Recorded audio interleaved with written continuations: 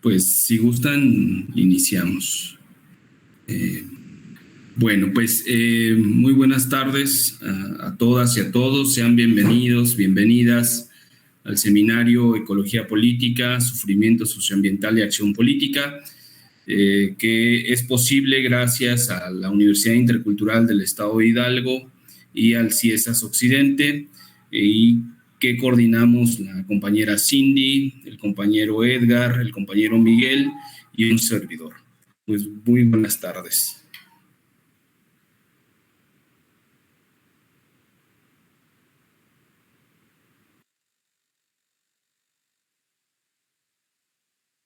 No te escuchas, Cindy, creo. Ahí está. Bueno, en esta sesión tenemos el honor de tener con nosotros a Mina Lorena Navarro y Alan Carmona, a quienes presento brevemente. Mina Lorena Navarro Trujillo es socióloga y profesora investigadora del Instituto de Ciencias Sociales y Humanidades Alfonso Vélez Pliego de la Benemérita Universidad Autónoma de Puebla, UAP.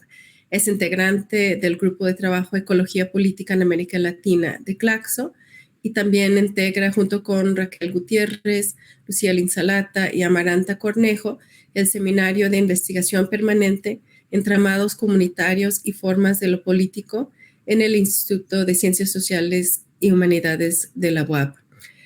Mina ha publicado diversos libros y artículos sobre ecología política, despojo capitalista, conflictividad socioambiental y luchas en defensa de la vida, y es integrante de Bajo Tierra Ediciones. Por su parte, Alan Carmona Gutiérrez es habitante de El Salto, Jalisco, integrante de la agrupación Un Salto de Vida desde hace una década, en donde colabora en procesos de defensa del territorio y la salud de la población en torno a la contaminación del río Santiago, en contra del vertedero Los Laureles y diversos proyectos energéticos e inmobiliarios. Es licenciado en Economía y Gestión Ambiental por la Universidad de Guadalajara, con el trabajo de tesis Los imaginarios colectivos de un conflicto socioambiental, la lucha por el río Santiago en El Salto, Jalisco. Actualmente cursa la maestría en Ecología Política y Alternativas al Desarrollo en la Universidad Andina Simón Bolívar, desde donde desarrolla la investigación, los observatorios socioambientales en América Latina, visibilidad, mapeo e investigación estratégica para la defensa del territorio.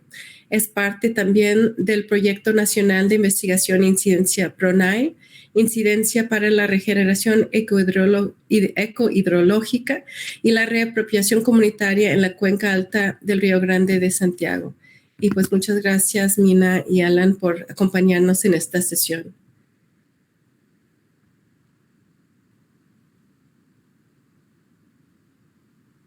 Y pues les damos la palabra para su presentación. Como saben, tienen 40 a 50 minutos. Adelante.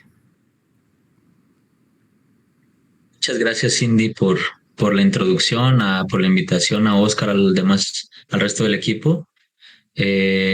Bueno, voy a compartir mi pantalla.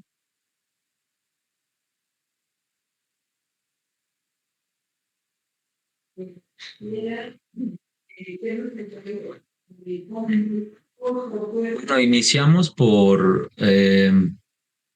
presentar brevemente, no solamente, ya fue como nuestra introducción personal, pero nos gustaría un poco también hablar del espacio colectivo, bueno, del que formamos parte, tanto Mina como yo. Yo, como mencionaba Cindy, soy parte de Un Salto de Vida. Platicar a grandes rasgos que Un Salto de Vida, bueno, es un colectivo que viene trabajando desde el año 2006 en torno a la devastación del territorio, pero bueno, particularmente por las afectaciones a la salud que produce la contaminación industrial, urbana y agroindustrial en la cuenca alta del Río Grande de Santiago.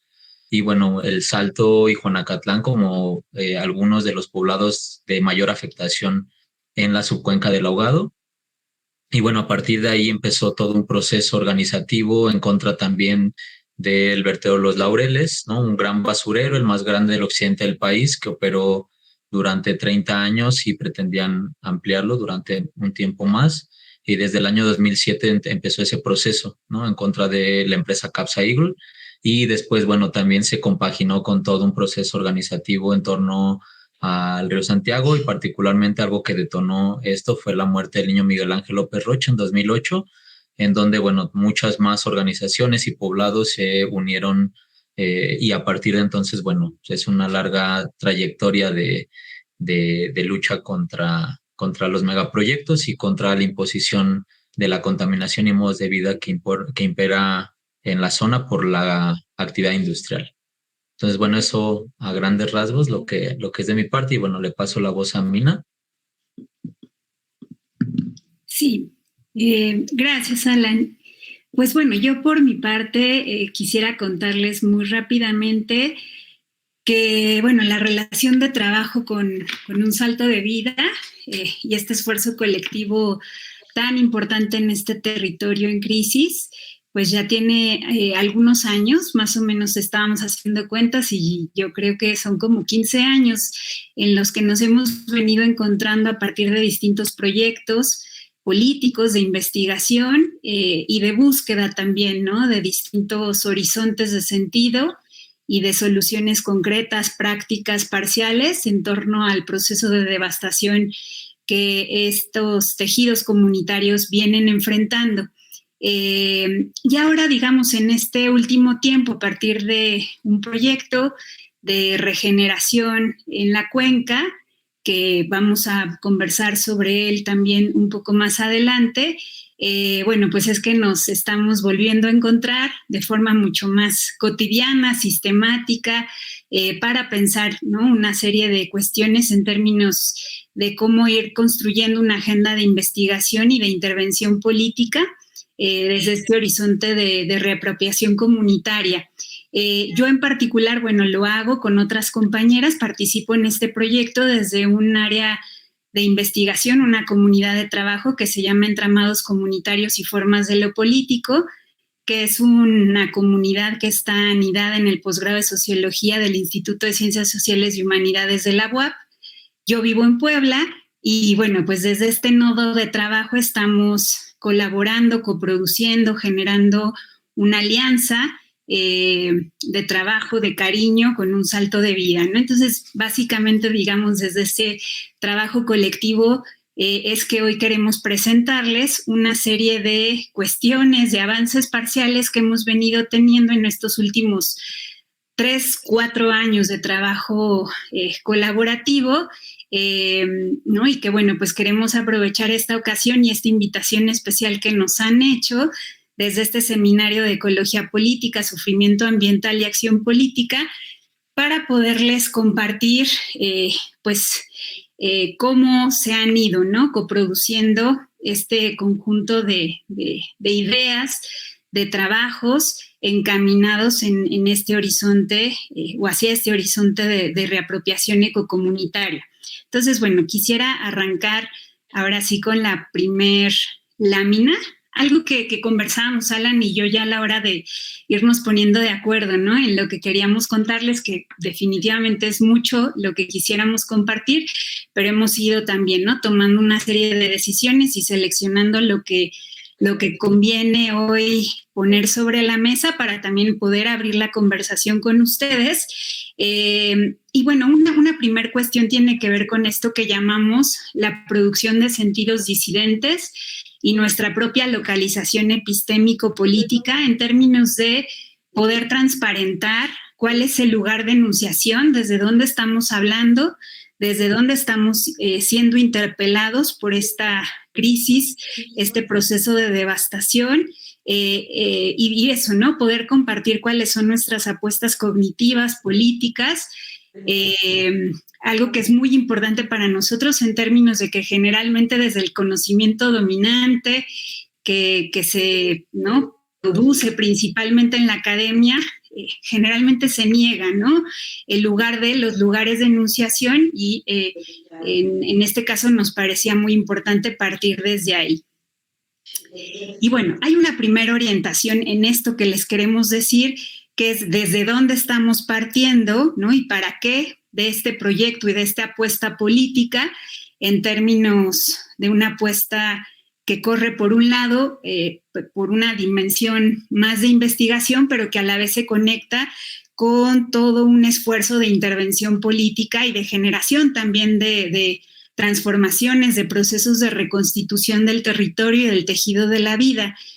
En este caso, la idea de la coproducción de un conocimiento estratégico nos parece central y eso es algo que nos ha ido aglutinando y justo nos ha ido ayudando a producir sentido en torno a lo que estamos haciendo, y hay varios elementos, ¿no?, que quisiéramos ir desdoblando para contarles qué entendemos por la coproducción de este conocimiento, que principalmente lo pensamos en términos de esta alianza de trabajo colaborativo que Un Salto de Vida ha venido tejiendo con una serie de investigadores, de investigadoras, como es el caso de Cindy, que está acá presente, y de muchos más, a lo largo de, pues por lo menos yo diría más, 10 años al menos, ¿no?, en los que pues han habido una serie de encuentros, y este tejido comunitario de estos territorios, pues ha ido generando alianzas con investigadores de distintas disciplinas, lo cual hace que pues haya todo un equipo muy rico, ¿no?, que ya de forma articulada pues va produciendo una mirada que ayuda también a pensar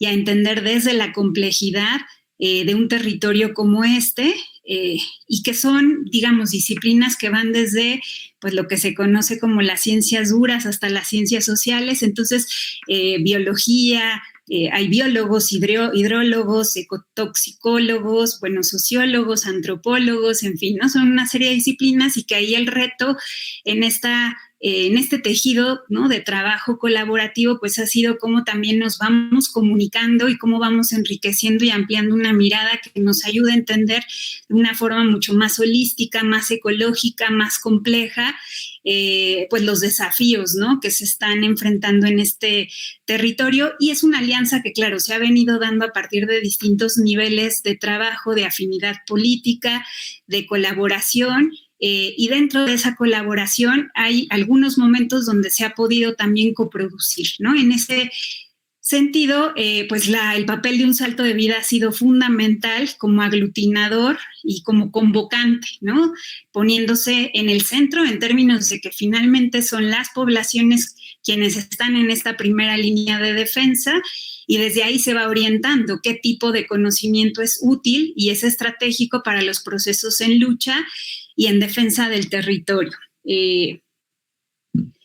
Entonces, también decimos que es un conocimiento común porque estamos pensando que se trata también de ir generando un conocimiento que sea compartido y que sea cultivado colectivamente y que esté al servicio de las comunidades, también conversando mucho sobre cuáles tendrían que ser los términos para el cuidado de ese común colectivo, ¿no?, de ese bien colectivo que se está construyendo a partir de ese diálogo de saberes entre comunidades y entre esta alianza con las y los investigadores independientes y también de algunas universidades públicas, sobre todo, y cómo también vamos pensando en formas de acceder, de disponer de este conocimiento, de este bien común, principalmente desde las comunidades.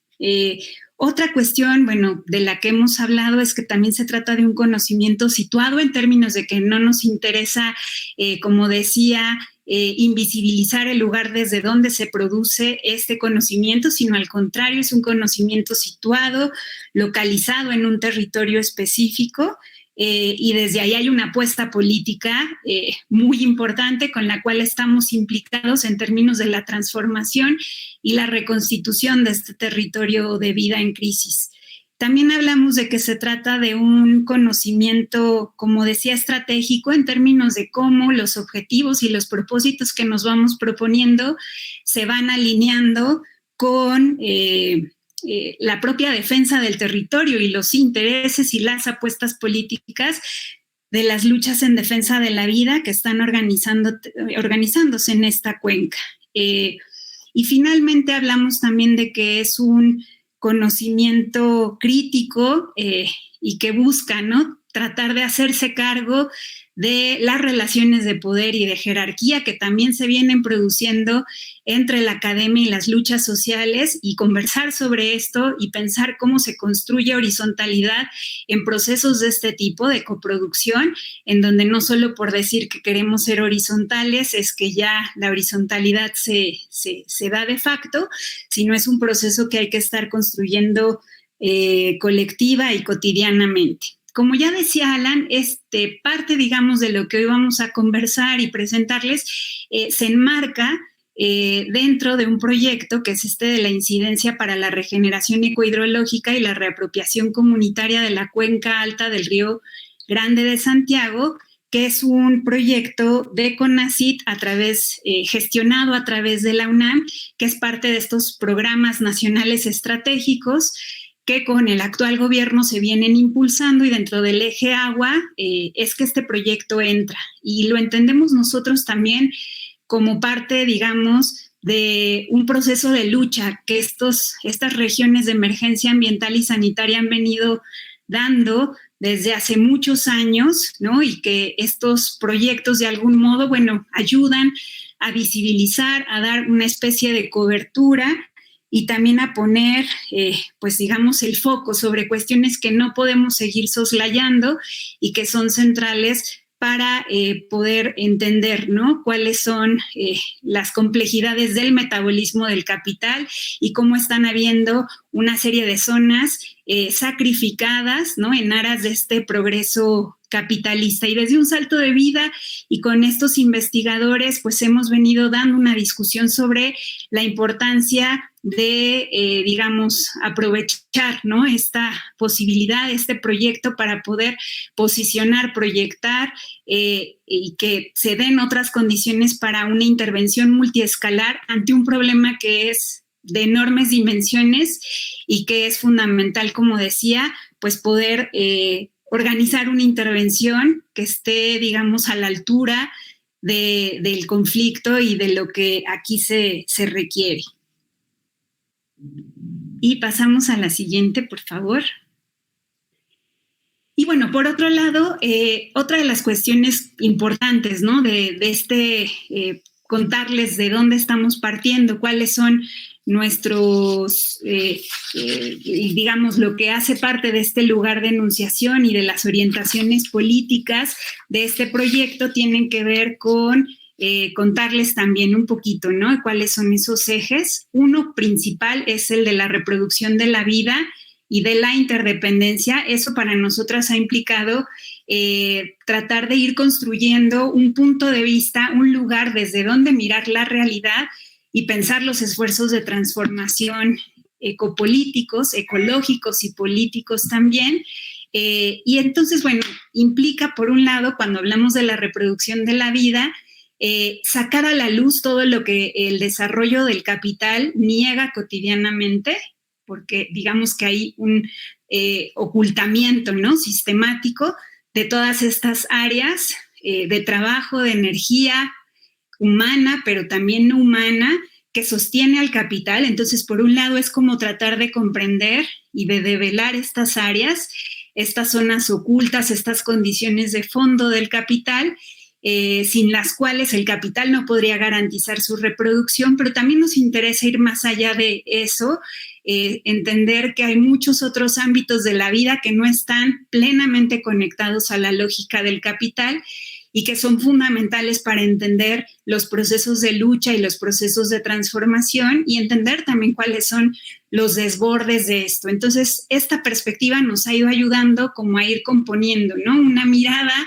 colectiva a través de la cual podemos ir entendiendo la lucha, el despliegue múltiple del antagonismo, no dejar de mirarlo, no dejar de reconocerlo, aún en estos territorios donde a veces parece que todo está muy replegado, ¿no?, está muy minimizado, es muy difícil alcanzarlo a ver. Y un segundo eje tiene que ver con cómo podemos comprender la devastación, podemos comprender el daño, y eso es fundamental, porque si no entendemos la organización del despojo, ¿no?, de la explotación, de la extracción de valor en estos territorios, es difícil también construir estrategias de lucha pero nos recordamos que ese no puede ser el punto de partida. El punto de partida no puede ser solamente entender la devastación, ¿no? Entonces, por eso decimos que el punto de partida es la reproducción de la vida, y desde ese lugar tratamos de entender cómo se organiza la dominación y la explotación y estos procesos superpuestos, ¿no?, de sacrificio en la cuenca Chapala-Santiago. Como ya decía desde el principio, también nos interesa producir sentidos disidentes, que lo que vamos generando desde esta coproducción de conocimiento haga sentido, pero además sea un sentido que pueda fisurar lo que un salto de vida ha venido llamando de forma muy lúcida como la dictadura de la normalidad, ¿no? Esa normalidad aplastante que trata de naturalizar el desastre y que va negando cuáles son las causas, las condiciones en las cuales se ha venido dando este conjunto de proyectos de muerte. Esta producción de sentido además se da en un campo de disputa. Desde el gobierno, desde las empresas, se está tratando de producir sentido, se está tratando de organizar una serie de narrativas que nieguen el problema. Entonces, bueno, pues es saber que estos conocimientos se están también generando en un campo de disputa en el que estamos pues peleando, ¿no?, por una comprensión y por una forma de nombrar el problema. Y finalmente hablamos de la reexistencia desde la afectación, porque entendemos que los procesos de lucha, de defensa de la vida y de persistencia de la vida en lugares como la cuenca Chapala-Santiago no pueden entenderse como una resistencia desde el aguante, ¿no?, simplemente desde la sobrevivencia o desde esto que se ha venido llamando como resiliencia, ¿no?, en términos de una forma despolitizada que generalmente desde la academia o desde algunas ONGs se reproduce y que es funcional también a ciertas formas de revictimización, ¿no? Entonces, lo que nosotros estamos entendiendo y también sintiendo en este territorio es que hay procesos de reexistencia en términos de una existencia que es también creativa y que es resistente, por supuesto, al conjunto de despojos, de explotaciones que se viven cotidianamente, ¿no? Y también de la reconstitución de ciertos imaginarios desde una afectación, por supuesto, porque las poblaciones son afectadas, pero también estas poblaciones afectan al territorio, y un poco de lo que se trata es ver qué pasa en esos procesos de lucha, ¿no?, y de capacidad creativa desde estas reexistencias. Entonces, bueno, esos serían como los principales, ¿no?, elementos de estos puntos de partida. Y bueno, ahora le paso el micrófono a Alan.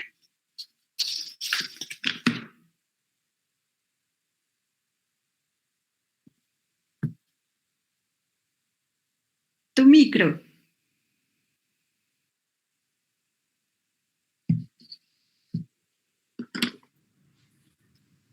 Creo que tenemos que pedirle a Oscar. Listo. Ya me salí un poquito del modo presentación. Ok. Ahí va. Bueno, a ver, continuamos.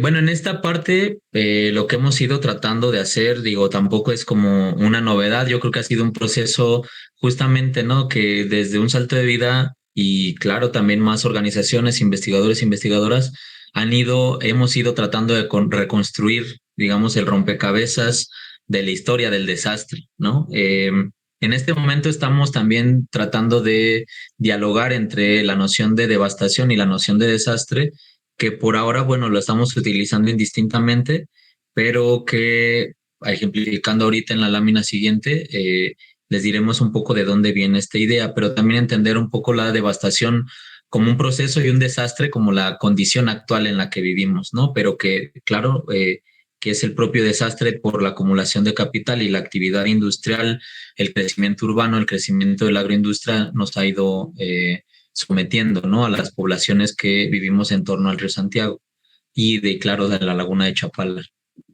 Bueno, también a lo mejor se estarán preguntando algunas de las que escuchan y las que nos ven, de todo lo que comentaba Mina, pues en dónde está situada la cuenca Chapala-Santiago. O sea, de alguna manera también es una idea tratando de evocar, claro, ¿no?, a las delimitaciones geofísicas, ¿no?, de una cuenca, pero también de entenderlo como parte de un proceso político organizativo en el que las poblaciones ribereñas del lago de Chapala y ribereñas del río Santiago nos hemos ido aglutinando en torno a distintos procesos organizativos a lo largo de los años, tanto de la Asamblea Regional de Afectados Ambientales, siendo parte de la Asamblea Nacional de Afectados Ambientales, también siendo parte de Pueblos Unidos contra el Despojo y actualmente también de los pueblos en resistencia de la cuenca Lerma-Chapala, perdón, de la cuenca Chapala-Santiago.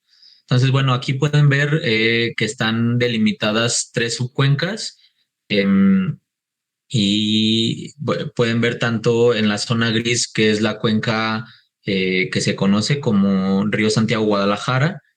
También delimitamos, aunque es parte contigua, la cuenca del río Sula, que viene, bueno, desde la parte de la zona de Altos de Jalisco, zona sur, hasta, bueno, su escurrimiento hasta su confluencia con el río Santiago. Y lo que es la parte baja en este tono así cafecito es la cuenca propia del lago de Chapala. Y un poco, bueno, ahorita en un siguiente mapa voy a profundizar un poco más en algunos detalles, pero este es lo que hemos tratado de dialogar, ¿no?, en torno a la genealogía del desastre, ¿no?, que es una idea que retomamos de Paola Volados, que ella, bueno, es una propuesta que hace también para pensar la zona de sacrificio que se nombra Bahía de Quintero en Chile.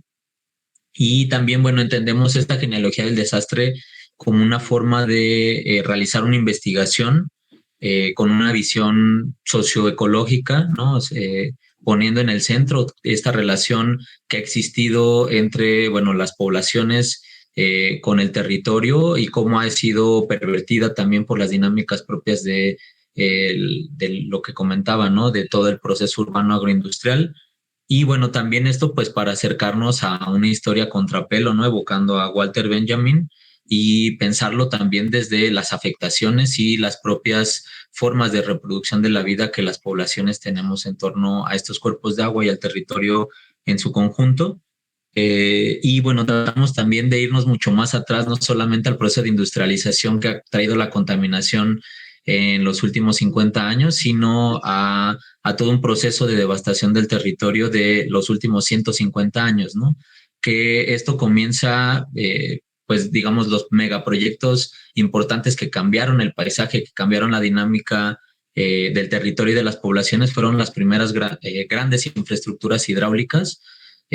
Por nombrar algunas de ellas, ¿no?, el dique de Maltaraña, que está en la zona oriente del lago de Chapala, que desecó hasta el 25% de este lago, que es el más importante del país, pero bueno, en el siglo XVIII podíamos todavía apreciar esta inmensidad y que bueno, todas las poblaciones en torno a la laguna de Chapala pues reproducían la vida en este cuerpo, desde la pesca, desde, bueno, toda la convivencia que existía ante él. Y todo esto fue parte de un proceso también de creación como una política del porfiriato a desecar humedales, lagos, para generar, o sea, supuestamente también un tema sanitario, pero sobre todo para acaparamiento de tierras, ¿no?, en esta zona que se le conoce como la Ciénega.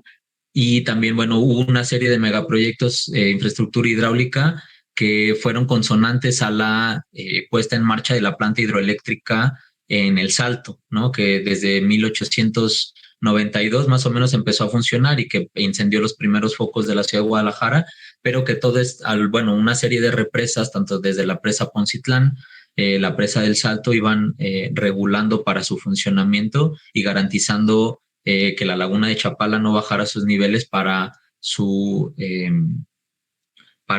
funcionamiento, ¿no?, a lo largo del año, si ya fuera en estiaje o fuera en el temporal. Y también la presa Corona, que fue utilizada primeramente como derivación para riego, pero que en este momento, así como está decontaminado el río Santiago, es utilizada por la ciudad de Guadalajara para consumo de los hogares, ¿no? Y luego viene, digamos, un proceso de una primera industrialización, que es la fábrica textil de Río Grande, digamos como la primera gran industria que se asienta en los márgenes del río, en la cascada del Salto de Juanacatlán, y en 1900, bueno, desde finales del siglo XIX empezó a construirse y empezó a trabajar, digamos, en forma en 1906, y esto también fue configurando de alguna manera también la dinámica social, comunitaria que había en la región, atrayendo trabajadores, trabajadoras de distintas partes del país, ¿no? Luego viene, digamos, hay una industrialización en esta primera etapa como bastante extensa, ¿no? Bastante, digamos, distante en tiempos. La fábrica de Nestlé, que se instala en 1932, me parece, en 32-34, y la fábrica Celanese en 1942. Y digamos, no hubo un gran boom, sino hasta lo que podemos nombrar como una industrialización transnacional, que ya es en los años 60, con la creación del corredor industrial Locotlán El Salto en 1967, y a partir de entonces empezaron a traer, pues digamos, no en una época pues digamos, de un modelo neoliberal de acumulación, sino todavía estando en un modelo sustitutivo de importaciones, ya llegando empresas como IBM, como bueno, distintas, Euskadi, que a pesar, bueno, de ser nacional, eran dueños de españoles, y que esto fue configurando toda una dinámica, sobre todo en el municipio del Salto, que fue donde mayor crecimiento hubo, pero esta industrialización transnacional también se empezó digamos, incentivar mucho más, claro, con la apertura comercial desde 1982, y sobre todo con el Tratado de Libre Comercio con Estados Unidos en el 94, y en el 2000 con el Tratado de Libre Comercio con la Unión Europea.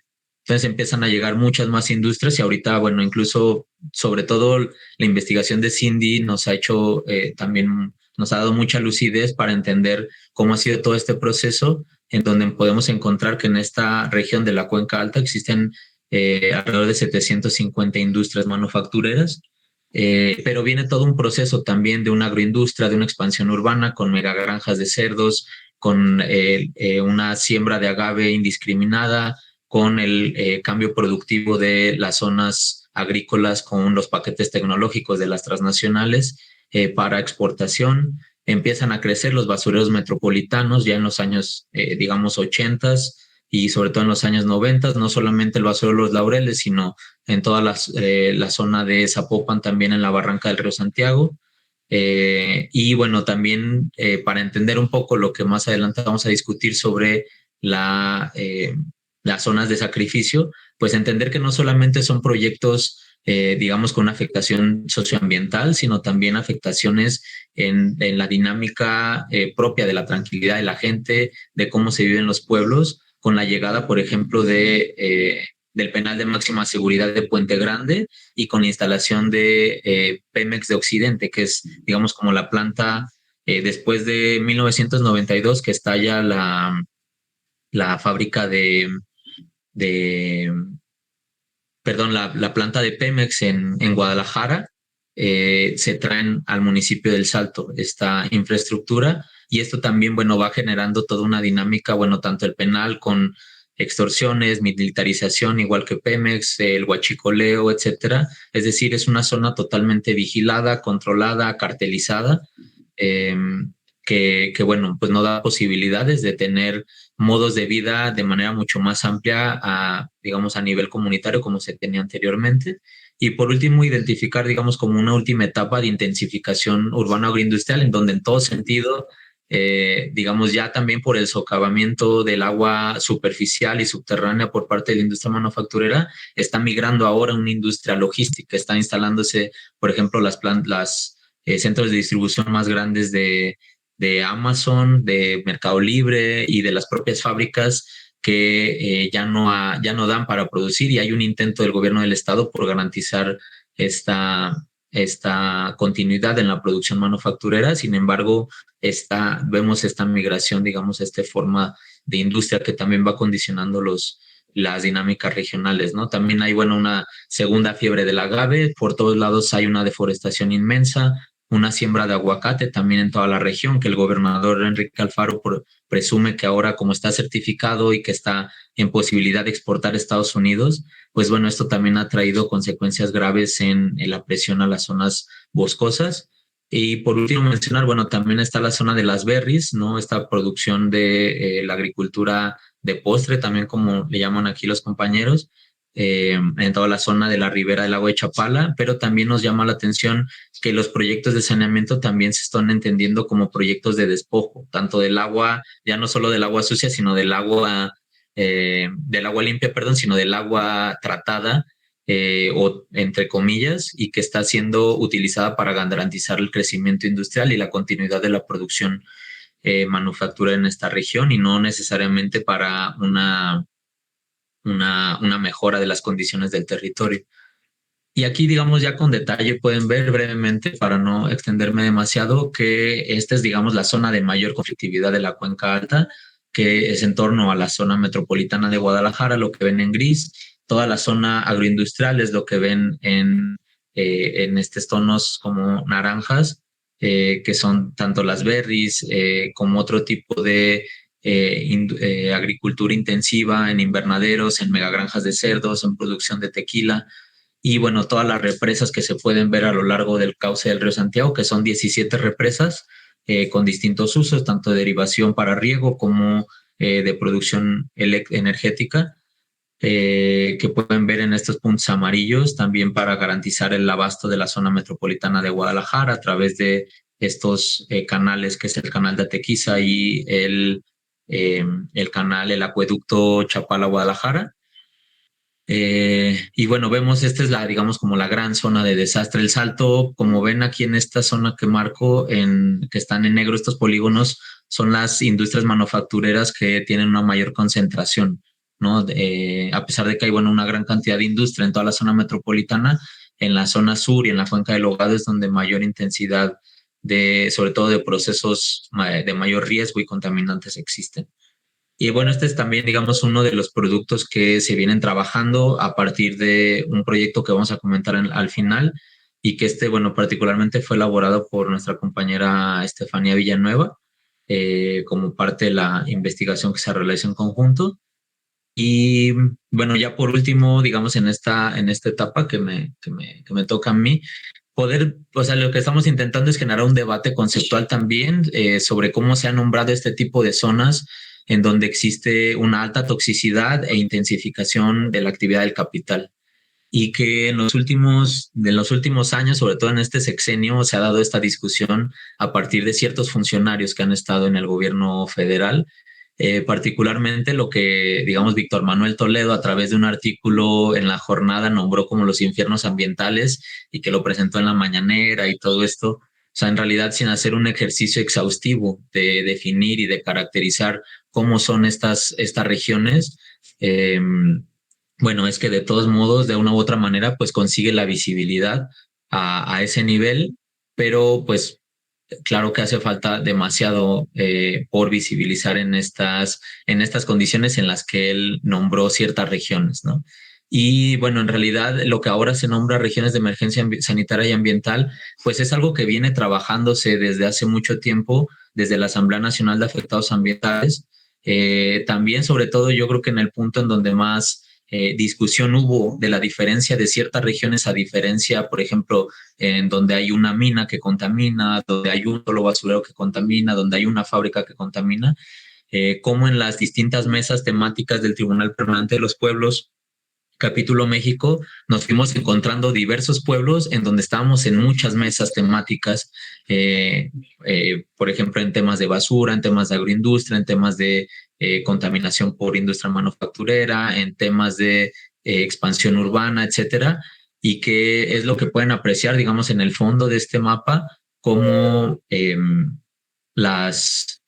algo que realizamos en 2019 de estas regiones, que se llamó el Toxitour México, donde vinieron, bueno, una serie de actores internacionales, organizaciones, eurodiputados, comunidades del sur también, que recorrieron toda esta zona, y que tampoco es que tuvo un criterio, digamos, como exhaustivo para recorrer todas las zonas de sacrificio, todas las regiones de emergencia sanitaria y ambiental que existen en el país, sino de alguna manera también pues en una tónica más bien de priorizar una viabilidad del recorrido, es que se eligieron o nos organizamos pues estas regiones, ¿no? Que fue el Salto, de aquí partió este recorrido, en el Salto y Juanacatlán, paso por Dolores Hidalgo, en Guanajuato, en Apasco, la zona de Atitalaquia, del Valle de Atitalaquia, en Hidalgo, la zona de la cuenca Zahuapan, Atoyac, en Tlaxcala, la región de Puebla también, donde, bueno, se produce sobre todo las megagranjas de cerdos, y ahí también está Volkswagen, Audi y otras industrias manufactureras automotrices, y en esta parte no se alcanza a ver, pero también llegó hasta Coatzacoalcos, hasta la zona del Istmo Norte, en donde, bueno, hay una gran contaminación por la industria petroquímica nacional. Y bueno, todo esto también de alguna manera, para ir cerrando, pues también nos percatamos que si bien estos dos conceptos de alguna manera han sido importantes en los últimos años para visibilizar, pues también es que pues han sido conceptos y categorías construidas desde arriba, ¿no? Desde funcionarios o investigadores que están ahorita en torno al CONACYT, pero que, bueno, por ejemplo, la noción de regiones de emergencia sanitaria y ambiental de alguna manera trató de también tener una justificación jurídica para construirse y que pudieran decretarse. Sin embargo, lo que entendemos por regiones de emergencia sanitaria, por ejemplo, en la ley de salud, la Ley General de Salud, lo que contempla son zonas donde existen enfermedades transmisibles y que es importante atender de manera emergente, y por otro lado las zonas de emergencia ambiental son consideradas como zonas de desastres ambientales o desastres naturales y que tienen que ser, claro, atendidos en ese sentido. Entonces encontramos que de alguna manera también esta discusión tiene que irse dando desde abajo, desde las comunidades, las organizaciones, con estos investigadores e investigadoras comprometidas para poder encontrar de alguna manera lo que verdaderamente represente esta idea de zonas de sacrificio, como nosotros le hemos decidido nombrar.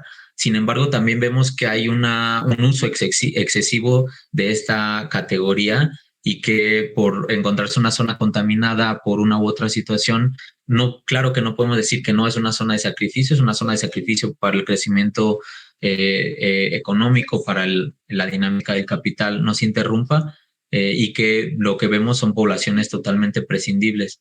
Sin embargo, también vemos que hay una necesidad de definir que hay zonas en donde hay esta superposición de procesos contaminantes y procesos de despojo, que claro que se diferencia, porque no solamente es una suma de procesos contaminantes, sino es una potenciación por las reacciones químicas y climáticas que existen en cada zona y que tienen distintas afectaciones en la población. Entonces, bueno, en ese sentido también les invito a poder echarle un ojo a un trabajo que realizaron, tanto Mina Navarro con nuestra compañera Verónica Barreda, sobre las zonas de sacrificio, en donde hacen toda una genealogía también del concepto, desde cómo fue construido por el gobierno de Estados Unidos y cómo ha sido retomado por comunidades en Argentina, en Chile, para reivindicarlo y para denunciar esta situación. Entonces, bueno, yo ahorita por aquí le dejo y le paso la voz a Mina.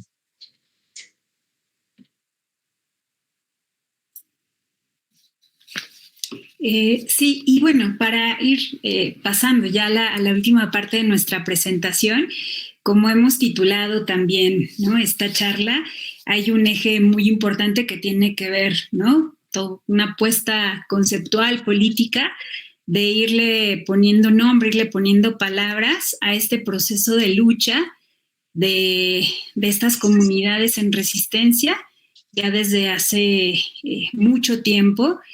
Entonces, la idea de reapropiación ecocomunitaria, bueno, de algún modo tiene que ver con esa apuesta, con esa búsqueda, con ese horizonte de sentido, por tratar de visibilizar esta lucha en defensa de la vida, de los pueblos, de las comunidades, de este tejido de la vida, que ha buscado poner en el centro su propia reproducción, ¿no? Es una lucha que básicamente podemos entender así, como una lucha por la reproducción, por el sustento, por garantizar lo básico, las condiciones básicas de existencia y de reproducción comunitaria, y que además se da, como ya decía Alan, en un contexto de muerte cotidiana, de esta dictadura, de la normalidad, y desde ahí, digamos, pues va surgiendo esta necesidad de ir pensando en formas de reconstitución, de reconexión de las relaciones metabólicas, ¿no? Entre los pueblos, entre el río, entre las comunidades bióticas que habitan estos territorios, y que precisamente el progreso capitalista ha buscado separar, ha buscado fragmentar, ¿no? Ha buscado, digamos, reorganizar, ¿no? Esos metabolismos para que sean funcionales a la lógica del valor. Entonces, ahora quisiéramos contarles, ¿no? Un poquito más lo que estamos queriendo decir con estas palabras, ¿no? Y también pensar que lo ecocomunitario, pues de algún modo nos ayuda un poco a ir poniéndole palabras, ¿no? A este enorme y profundo movimiento de reconexión y de reconstitución de los pueblos con sus territorios de vida. Hay un elemento, ¿no? Al decirnos o al preguntarnos y lanzar también esa pregunta a ustedes de qué entendemos por estos horizontes de reapropiación ecocomunitaria, al menos 3 elementos. Uno tiene que ver con la regeneración, y ahí hay todo un equipo de biólogos, ¿no? Y de trabajo que se está haciendo, de monitoreo también de las zonas de atenuación y de resistencia ecológica del territorio, del cual venimos también aprendiendo mucho. Y digamos que nosotros estamos partiendo de que los cuerpos y territorios dañados por este progreso capitalista pueden y están recuperando su capacidad de autorregulación, ¿no? Y eso es muy importante porque de algún modo vamos también pudiendo reconocer los procesos vitales, ¿no? Y las necesidades también que hay de poder conservar lo que todavía queda en el territorio, pero también buscar la reapropiación, la recuperación de lo que ha sido arrebatado, ¿no? Frente a estos horizontes de naturalización del desastre, donde parece que ya no se puede hacer nada frente a este destino casi intransformable, ¿no? Entonces, bueno, este es un principio que queremos recuperar, el de la regeneración, y que el territorio tiene una capacidad, ¿no? Hay una persistencia de la vida, de rehacer la vida, aún en medio de estos procesos necróticos, ¿no? De un daño sistemático sobre las capacidades de autorregulación. Hay un segundo elemento que es precisamente la idea de reapropiación, que tiene que ver con esto que hemos venido viendo, que también los pueblos están desde distintos lugares, desde distintos frentes, empujando porque se logre, que es la reconexión con el territorio en medio de estas separaciones que el capital y el desarrollo industrial han venido generando en el territorio, ¿no? Separaciones ecosistémicas, separaciones económicas en términos de que la gente ya no tiene control sobre sus medios de existencia, separaciones políticas, las comunidades han sido divididas, han sido fragmentadas, hay una serie de mediaciones frente a las cuales las comunidades se tienen que enfrentar para poder generar sus propias formas de organización política y de autodeterminación. Entonces vemos que hay un movimiento también de recuperación de esa capacidad política por poder decidir lo que se desea, lo que se anhela, lo que se quiere que suceda y que pase en este territorio, ¿no? Y cómo ahí puede haber también una reconexión con estos medios de vida, con estos medios de subsistencia que están pues en permanente disputa. Y hay un tercer elemento que tiene que ver con la reconstitución y que, digamos, hay una discusión que estamos recién dando también en términos de cuáles son los horizontes de transformación o cómo pensar la transformación desde este sentido, ¿no? Y desde esta lucha en defensa de la vida que se viene cultivando en estos años. Y esta transformación o esta reconstitución la estamos entendiendo como estas experiencias no estadocéntricas, donde el Estado no es central en la resolución de los conflictos, de los problemas. Al contrario, vemos que el Estado ha sido parte de esto y que desde el aquí y ahora más bien se están lanzando estas preguntas, se están lanzando estas experiencias para poder generar transformaciones, ¿no? Y para poder asumir la complejidad de la crisis, asumiendo que no hay una solución verdadera si los pueblos y las comunidades no hacen parte de ella y si no lo hacen también desde el poner en juego esa capacidad política, ¿no? De decisión y de autodeterminación sobre lo que se desea y se anhela para hacer posible la vida.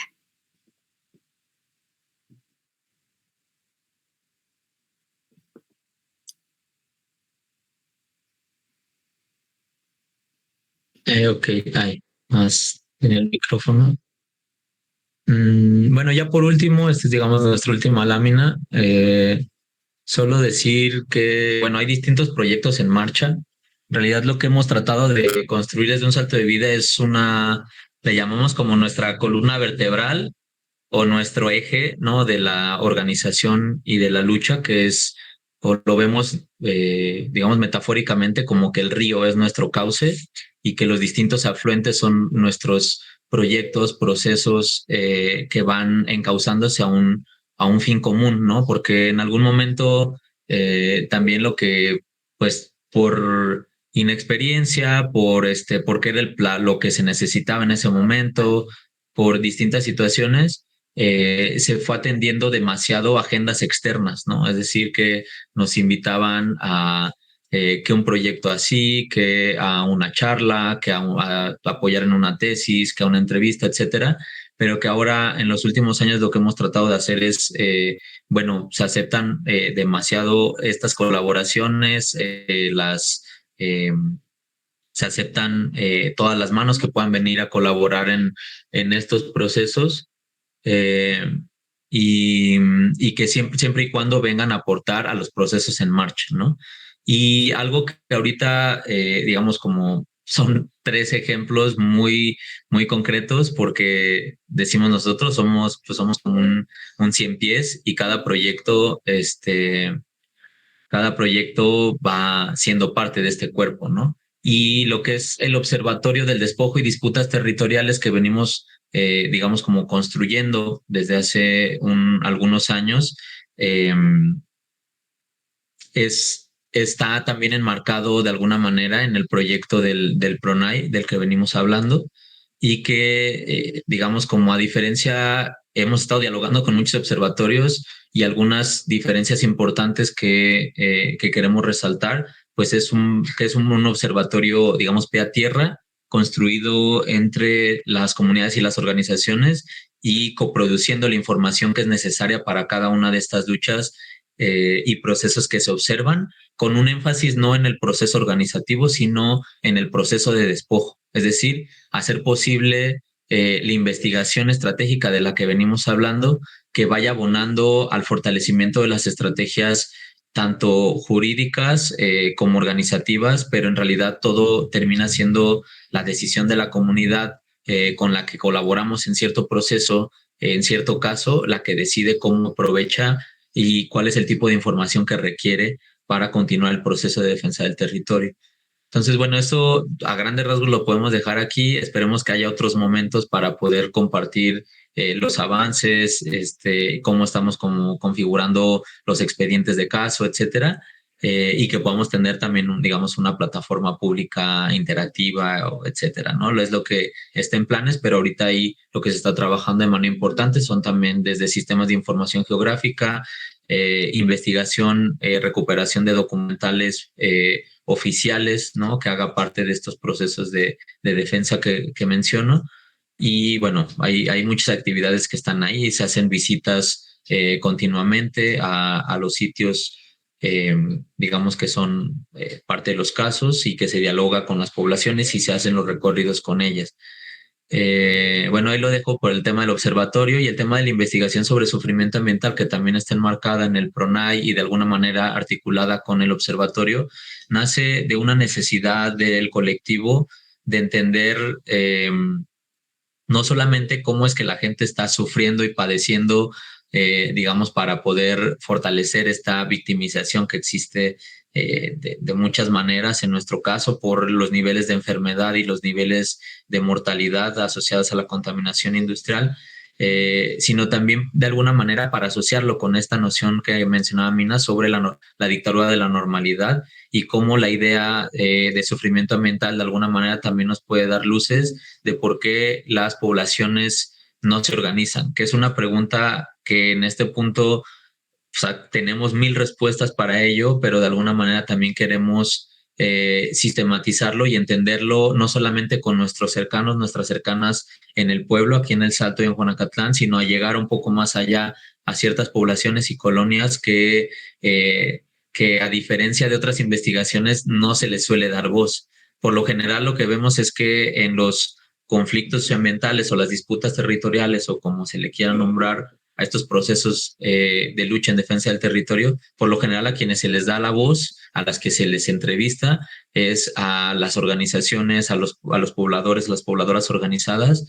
Claro, porque bueno, hay información que se puede compartir, hay una experiencia de lucha que es interesante para hacia afuera, pero que lo que queremos en este momento es entender cómo se está percibiendo el tema, sobre todo organizativo en torno a la contaminación, o si se ve o no una necesidad organizativa para revertir la situación. Entonces, bueno, ese proceso está en marcha. Ya se realizó tanto, bueno, grupos focales, entrevistas a profundidad. Estamos experimentando por primera vez también en una, digamos, herramientas más cuantitativas. Es una encuesta que estamos implementando en estos momentos y que la idea es tener continuidad con más entrevistas, con más diálogos, con más observación y que, bueno, ahí va. Y por último, nada más decir que el proceso organizativo de un salto de vida pues no está desprendido de todo esto, o mejor dicho, el proyecto no está desprendido del proceso organizativo de un salto de vida porque de alguna manera también vemos los riesgos que existen de proyectos de esta magnitud, en donde también de alguna manera son la bandera de este gobierno o de este nuevo CONACYT, pero también vemos los riesgos que existen del entorpecimiento de los procesos organizativos por el nivel de exigencia política, administrativa que existe de parte de los proyectos, y es algo que estamos problematizando constantemente porque pues lo último que queremos es que un proyecto se entrometa o entorpezca el proceso organizativo, sino que lo que tiene que hacer es abonar a lo que ya está en marcha. Y de alguna manera también, o sea, con eso cierro, es que es bastante complicado esta construcción que existe, esta construcción necesaria de una coproducción y de un respeto, digamos, de la generación y la producción de conocimiento, un respeto a las distintas epistemas que existen en torno al conflicto, cuando, claro, las universidades y este tipo de proyectos pues tienen una jerarquización, una burocratización que de alguna manera pues deja también bastante alejadas a las poblaciones de lo que puede ser sostener un proyecto de esta magnitud, pero de alguna manera lo que hacemos énfasis es en fortalecer no solamente las relaciones entre la población, sino esta relación de coproducción de conocimiento con las investigadoras e investigadores comprometidos que sin proyecto, con proyecto o a pesar de los proyectos van a continuar haciendo parte de la lucha desde su trinchera, como es Mina, como es Cindy, como son muchos y muchas investigadoras que son parte de este proceso.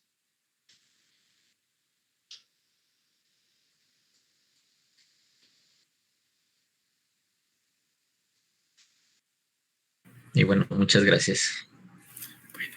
Pues muchas gracias, Mina. Muchas gracias, Alan, por tan interesante charla. Ahora abrimos un espacio de preguntas, comentarios. Basta con prender su micrófono, decirnos desde dónde están conectados y pues adelante. Gracias.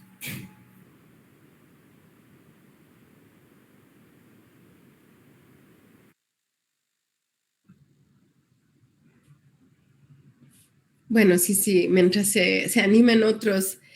Este tema último, muy interesante de muchos temas muy importantes que ustedes mencionan, pero en este diálogo, bueno, que a lo mejor ya de por sí soy parte, pero aprovecho este espacio para sus reflexiones, porque ustedes, digamos que lo están dialogando y reflexionando en colectivo, de cómo digamos, tener generación de conocimiento estratégico, crítico y desde la horizontalidad.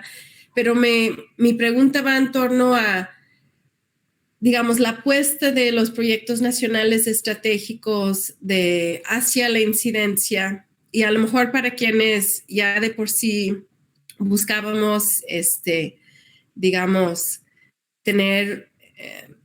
abordar la investigación para apoyar a los movimientos, o a los grupos, a las comunidades organizadas. ¿Hasta dónde? No sé ni cómo articular esta pregunta, pero un proyecto de gobierno que tiene una estructura, que tiene una duración en el tiempo, que apuesta a cambiar situaciones muy complejas, ¿no? Es de que en 2, 3 años de un proyecto difícilmente a lo mejor logras cambiar las causas de raíz, aunque obviamente pues hay procesos a los que se puede ir abonando, pero hasta dónde esto ayuda a construir esa horizontalidad, hasta dónde incluso pone una presión sobre las comunidades afectadas de recibir tantos investigadores, tantos proyectos que tienen que de alguna manera buscar ese diálogo entre diferentes disciplinas, y al final, ¿cuál es el seguimiento? ¿Cómo se da el seguimiento? ¿O cómo podemos quizás volvernos dependientes de estos proyectos o fuera de estos proyectos? A lo mejor, no sé, no estoy expresándome con mucha claridad, pero dejo ahí el comentario del afecto de estos PRONACES y esta apuesta en un horizonte mucho más amplio en tiempo de solidaridad, colaboración y búsqueda en común de este conocimiento crítico y estratégico. Gracias.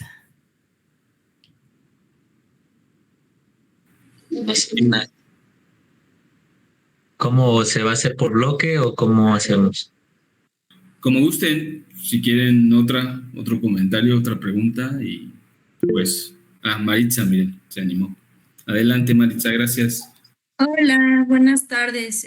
Bueno, yo soy estudiante de posgrado en el Instituto Mora, entonces, muy interesante toda la exposición, llena de muchas concepciones, pues, relativamente muy recientes, ¿no? Sé que llevan mucho tiempo trabajándose esas concepciones, pero vi un trabajo como muy, muy bien aterrizado. Y justo estaba yo pensando en la concepción del desarrollo, ¿no? O sea, que alguna vez alguien por ahí escuché que decía que era un muerto viviente, pero justamente me parece que esto tiene que ver directamente con esa concepción del tema del desarrollo, porque hay como un choque ahí de repente, y justo mi pregunta era cómo puede incidir este tipo de concepción de reapropiación del territorio, de todo lo que ustedes estaban mencionando, con resignificar el desarrollo o incluso dejar atrás esa concepción, ¿no? Porque entiendo que esto es como una especie de alternativa, algo así. Entonces, sí quería preguntarles esa cuestión, ¿no? ¿Qué relación tiene esto con el desarrollo capitalista en el que estamos todos insertos, ¿no? ¿Cómo impacta estas nuevas concepciones de reapropiación del territorio y sobre todo de estas cuestiones ecocomunitarias, ¿no? Sí están significando una alternativa. Y si se pueden sostener también en el tiempo, ¿no? Justo cuando decían esto de no se trata de resistir todo el tiempo, ¿no? Entonces, justamente sí va por ahí esa cuestión. Gracias.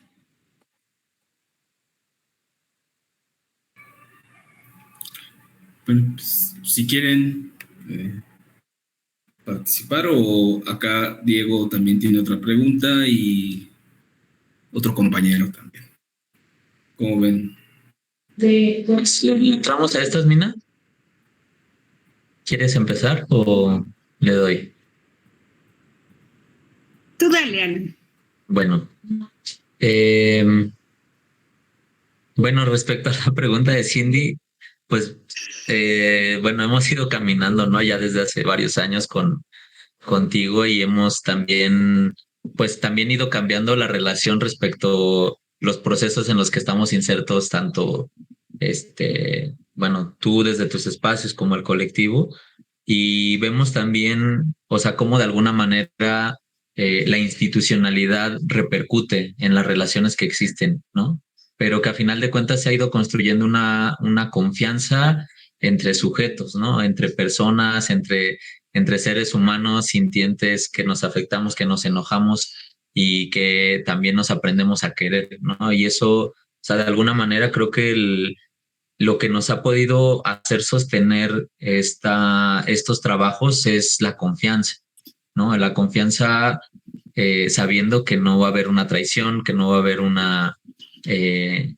sí, ¿no? Un objetivo subyacente, oscuro, ¿no? De los investigadores e investigadoras que son parte de este proceso, porque pues eso, o sea, tuvimos la posibilidad de hacer esta convocatoria desde el colectivo a ser parte del proyecto, pues a las personas con las que teníamos confianza y a las que no conocimos, las que no conocemos, pues son de confianza de nuestras personas de confianza. Entonces ahí se va creciendo la red y yo creo que el haber padecido de alguna manera y seguir padeciendo la burocratización de este tipo de proyectos que entorpecen los procesos, no solamente los procesos organizativos, sino que el propio proceso investigativo al que se supone que están abocados, pues yo creo que pues vemos cómo vamos trascendiendo el pensarnos más allá de estos proyectos, ¿no? Y eso yo creo que ahí no podemos obviar, ¿no?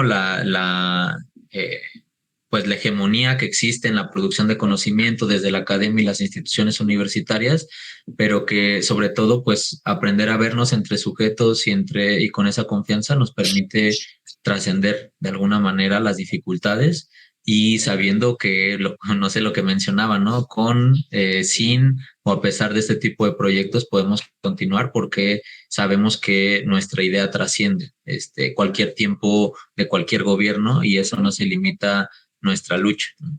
Y por otro lado, bueno, el tema del desarrollo, pues, o sea, definitivamente lo que hemos tratado de construir va no por la construcción de un desarrollo alternativo, de un desarrollo bien pensado, de un desarrollo para la gente a nivel comunitario, sino pues tratar de entender de dónde viene esta noción del desarrollo, ¿no? Y es algo pues completamente afín a la narrativa más hegemónica que podemos entender, ¿no? Desde que un presidente de Estados Unidos ponga en boga la noción del desarrollo y que diga cuáles son los países que tienen desarrollo y cuáles son los países subdesarrollados, pues podemos pensar que es tiempo de trascender esta idea, ¿no? Y hablar de un buen desarrollo, de hablar de un desarrollo comunitario, de hablar de estas nociones de desarrollo alternativo, pues nos llevan a seguir arrastrando pues todo lo que subyace a este concepto, ¿no? Y eso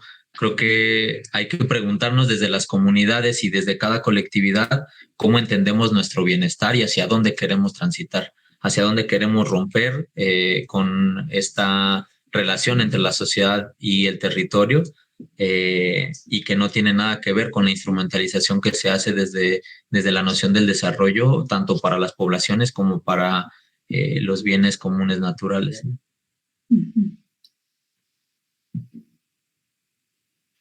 Pues sí, yo complementando y en diálogo con lo que ahora decía Alan, a partir de la pregunta, ¿no?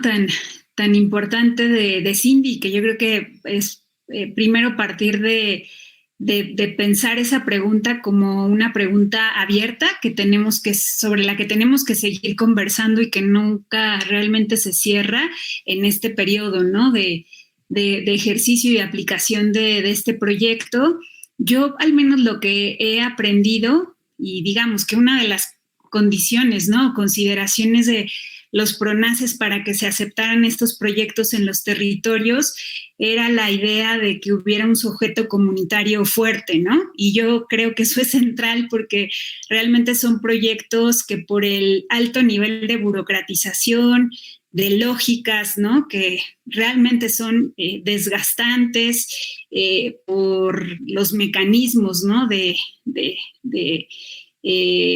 rendición de cuentas, de transparencia, bueno, en fin, todos esos lenguajes, ¿no? Sobre los cuales se justifica también la operación de estos proyectos, se vuelve eso muy difícil para las propias organizaciones poder lidiar con esa dinámica, ¿no? Entonces yo lo que he aprendido, al menos ahora en estos años, porque habría que decir que es la primera vez también, ¿no? Que se acepta un proyecto de esta magnitud y que hay una relación, ¿no? Con recursos estatales, pues ha sido como esta inteligencia también colectiva, ¿no? De un salto de vida, de darle su justa dimensión a este proyecto, en términos de que no se vuelva un proyecto que totalice, ¿no? O que finalmente termine como permeando todo el hacer colectivo, sino darle su lugar, sabiendo y calculando cuál es la energía que se requiere para que se pueda administrar un proyecto así, garantizando también las capacidades y las habilidades que se requieren para sortearlo, que no son pocas, y que por suerte, bueno, un salto de vida contaba ya de por sí con esas capacidades, ¿no? Que eso hizo que está haciendo que sea un poco más manejable. Pero entonces yo creo que esta cuestión de darle su proporción, darle su dimensión al proyecto, como ellos dicen, esta es una partecita entre muchas otras que seguimos haciendo y es importante darle ese lugar y definirlo y ponerle límites. Me parece que es algo importante, ¿no? Y que no es sentido común necesariamente, o sea, es algo que se ha tenido que ir elaborando, ¿no? Por la escala del proyecto. Y la otra que yo también creo que es fundamental en esto como otra cualidad de un salto de vida en el manejo de esta relación, ¿no? Con el gobierno es el cuidado de la autonomía, ¿no? El cuidado de una autonomía que, como ya Alan decía, pues tiene una temporalidad distinta a la del proyecto. Viene de antes y va después de este proyecto, ¿no? Entonces es cómo se pone en el centro el cuidado de lo importante, y cómo se busca garantizar que después de este proyecto y con las condiciones que este proyecto nos ha dado, que también, ¿no? Son importantes, se pueda pensar en la sostenibilidad a largo plazo, ¿no? Sabiendo que de por sí ese trabajo o mucho del trabajo ya se venía haciendo, pero sí estamos buscando que este proyecto pues de algún modo fortalezca, potencie los proyectos en marcha o dé cauce a otros que no habían podido necesariamente generarse y que ahora se están pudiendo hacer, como son estas investigaciones que yo creo que son muy valiosas y que la idea es que si las pensamos estratégicamente, pues sean insumos que se queden para poder fortalecer estos horizontes de lucha que, como un salto de vida dice, pues esto va es un tiempo largo el que viene, ¿no? La regeneración no se da de la noche a la mañana y necesitamos pensar en esos horizontes de larga duración. Entonces, sí, yo creo que es muy sano abrir esta pregunta que haces, Cindy, pensarla colectivamente, darle vueltas, ir pensando cuáles son los límites, cuáles son las fuentes de desgaste, cuál es la lógica de autocuidado que hay que estar organizando también, ¿no? Para preservar lo importante, ¿no? Y como poner muy bien los perímetros, ¿no? De las cosas para que no se salga de las manos y no haya, no sea contraproducente, ¿no? El efecto de estos proyectos, que creo que es lo que menos queremos, ¿no? Y por otro lado, bueno, la pregunta de Maritza sobre el desarrollo, sí, al menos desde lo que hemos venido aprendiendo tanto de este territorio como del contacto con otras zonas de sacrificio y de los trabajos teóricos, conceptuales, históricos, ¿no? Que han habido, es que precisamente estas zonas y estos espacios, digamos, que están permanentemente siendo sacrificados, ¿no? Desde un objetivo que se impone y que es totalmente contrario a las formas de vida de las comunidades y que va en detrimento también, ¿no? De las condiciones de su reproducción, pues devela, ¿no? De forma como muy drástica la perversidad del desarrollo y su contenido real, ¿no? En términos de que el desarrollo también se ha vuelto, como decía Alan, esa narrativa hegemónica que oscurece los costos, ¿no? Del capital y de lo que el capital va dejando a su paso, ¿no? No hay un desarrollo ni hay un progreso posible, sino es a costa, como dice María Mies, una ecofeminista que a nosotras nos hace mucho sentido y que precisamente se acaba de morir hace unos días.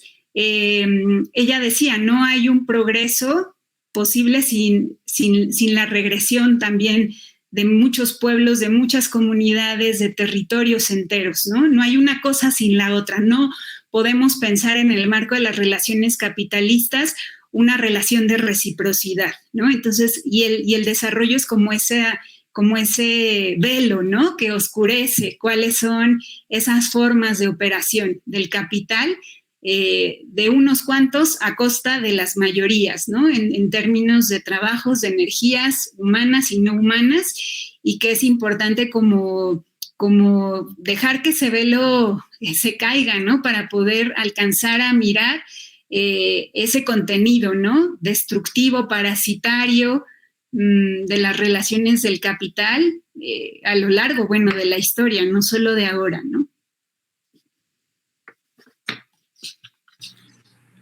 Ok, por acá Diego levantó la mano y luego el compañero Axel. Por favor, Diego. Gracias, buenas tardes. Muchas gracias a Mina y a Alan por la exposición. Lo mío es un comentario y una pregunta. Les hablo desde Morelia, Michoacán. Acá acompañamos una comunidad, se llama Comunidad Ecológica Jardines de la Mincita, que está en defensa de los manantiales y humedales acá de una porción grande del territorio que es la que abastece de agua a Morelia, pero se encuentra amenazada constantemente por la presencia del capital, por la presencia de los proyectos agroindustriales y la expansión urbana. Y son como realidades muy paralelas, por así decirlo. Cuando uno lee sobre Jalisco, sobre esa propuesta del gigante agroalimentario, y lo que está leyendo uno actualmente sobre Morelia, sobre el centro de ese diamante que conecta a diferentes estados, pues es una narrativa como las que ustedes están nombrando, de progreso, de desarrollo, de avance. Y eso me hace pensar entonces en esto, en que los conflictos socioambientales pues tienen un carácter multiactoral. Hay una cantidad de actores que están involucrados. Y aquí viene la pregunta, ¿cómo hace un salto de vida para interactuar, para interlocutar desde esa horizontalidad que ustedes plantean? Primero con las comunidades, porque son los afectados directos, son los defensores, son los que están en el territorio, los que están viviendo y los que están construyendo, digamos, esas narrativas disidentes que hablaba Mina al principio. Pero también con el Estado, cuando el Estado se mueve entre la inacción y la omisión, cuando el Estado no cumple su papel o cuando realmente lo cumple, pero al servicio del gran capital. Acá lo estamos viendo que el Estado está confabulado con grandes transnacionales para implementar estos grandes proyectos de agronegocios en detrimento del abastecimiento de agua de la población.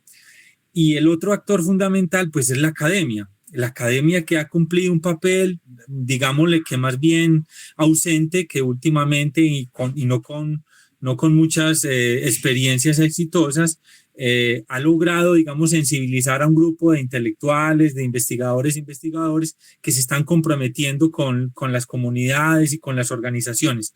¿Cómo hacen para tejer ese diálogo con el Estado, con el capital, cuando en algunas veces se sientan a negociar? Y un actor que aquí en Michoacán es bastante diciente y es el conflicto armado, los actores ilegales. Digamos que hay un entramado bastante complejo en los territorios que mueven, digamos, estos hilos muchas veces invisibles, pero las comunidades están en el centro. La pregunta puntual es cómo las ONGs o esta Salto de Vida, que la leo así como una AC, como una organización no gubernamental, dialoga con la academia y con las comunidades para hacer, digamos, un paro, detener este salvajismo del desarrollo y construir, por lo tanto, territorios de vida. Me gustaría que si nos pudieran dialogar un poco cómo es este diálogo que tejen entre múltiples actores. Y muchas gracias.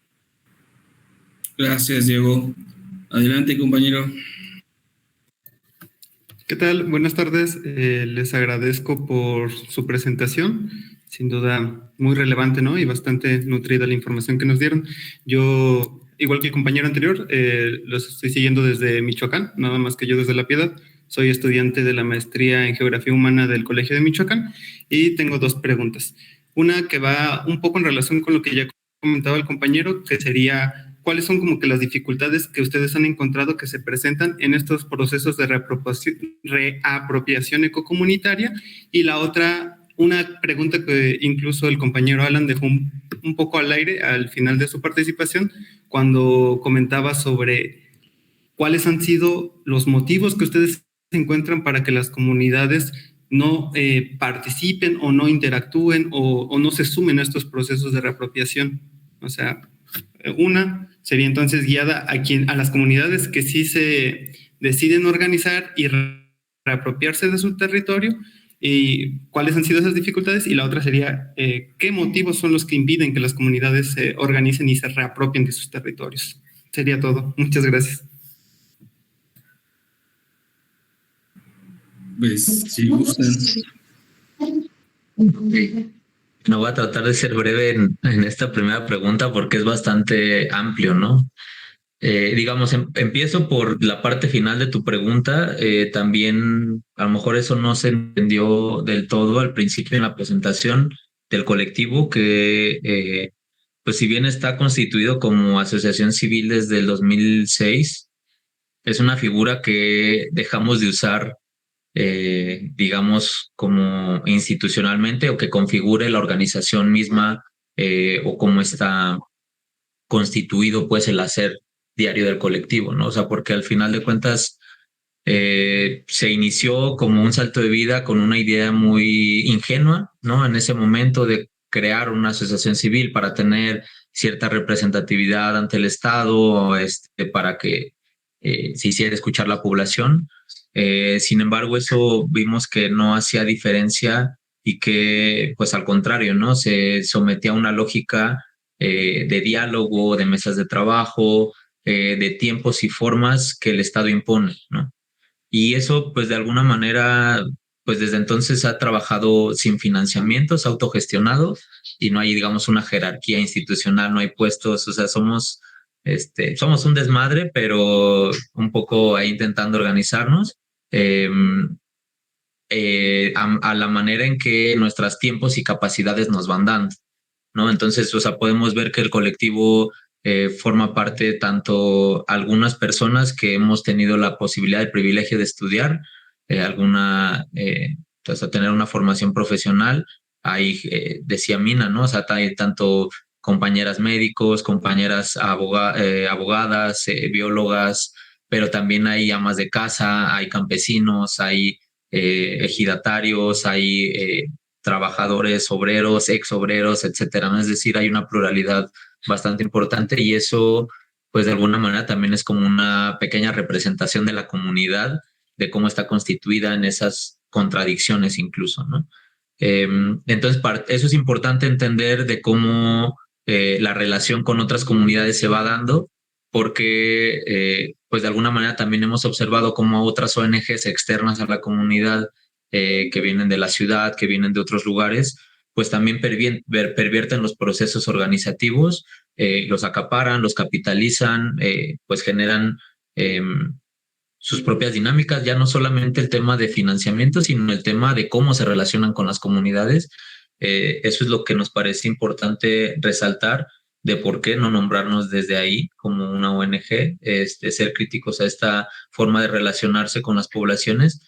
Y en realidad lo que hemos tratado de tejer desde las asambleas regionales, desde estos puntos de encuentro de las poblaciones afectadas, es que pues nos vemos como iguales, ¿no? Para empezar, como afectados, como afectadas, y como pueblos en resistencia que tratamos de organizarnos. También es importante decir que pues no hablamos, de alguna manera, bueno, esta idea de los pueblos se va construyendo, pero también somos claros en decir, pues no somos una representación de toda la población, ¿no? O sea, somos un grupo, un colectivo de base comunitaria, que peleamos por nuestros propios nuestro propio bienestar individual y colectivo y cómo nos vamos encontrando desde ahí.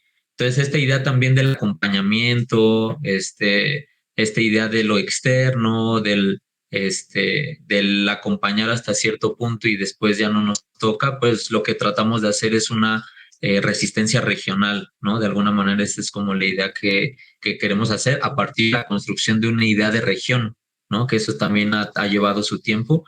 Y eso nos lleva también a pensar de cómo con el Estado hemos ido dialogando a lo largo del tiempo y eso ha sido cambiante, ¿no? O sea, tanto en algunos momentos sí, nos hemos tenido que sentar a mesas de trabajo, a negociaciones en ningún momento, o sea, nos sentamos con una postura clara, con unas exigencias claras y no somos colaboradores del Estado, somos poblaciones que estamos exigiendo el respeto y estamos mandatando al Estado, sobre todo, que se haga a un lado y que no camine del lado del capital. Y que sean las propias poblaciones las que se les ha permitido decidir sobre sus propios territorios, ¿no? Esta es como nuestra idea central. De alguna manera esto también cambia con la idea del proyecto y lo que venimos dialogando. Y en distintos momentos, bueno, nos podemos sentar, por ejemplo, a ser parte del programa de ordenamiento del programa de ordenamiento ecológico local de Juanacatlán, en donde algunos del colectivo fuimos parte del comité de ordenamiento, nos sentamos también a elaborar con nuestras propias manos y capacidades un proyecto técnico justificativo para una zona de recuperación ambiental en un cerro aquí en El Salto. O sea, nos sentamos de esa manera como a trabajar y a meterle mano en instrumentos, pero también, pues cuando no nos hacen caso, pues es la protesta, es la toma de las instalaciones, y eso es cambiante, ¿no? A lo largo del tiempo hay veces que hay más fuerza, hay veces que disminuye, hay que hay más participación, hay coyunturas, etcétera. Entonces eso va determinando también cómo nos vamos relacionando con el Estado. Con el capital, no. O sea, la verdad es que nunca hemos visto la necesidad de negociar, de dialogar, porque hay una postura clara sobre que, pues, claro, es el enemigo y no tiene, digamos, la capacidad de generar actos de autoridad y en este sentido a quien hay que presionar para que niegue permisos, para que bloquee la actividad del capital es al Estado. Se ha logrado en distintos momentos, como en el freno a la termoeléctrica, a la charrería en Juanacatlán, como el lograr el cierre del vertedero Los Laureles, como lograr evitar la urbanización del Cerro de la Cruz, etcétera.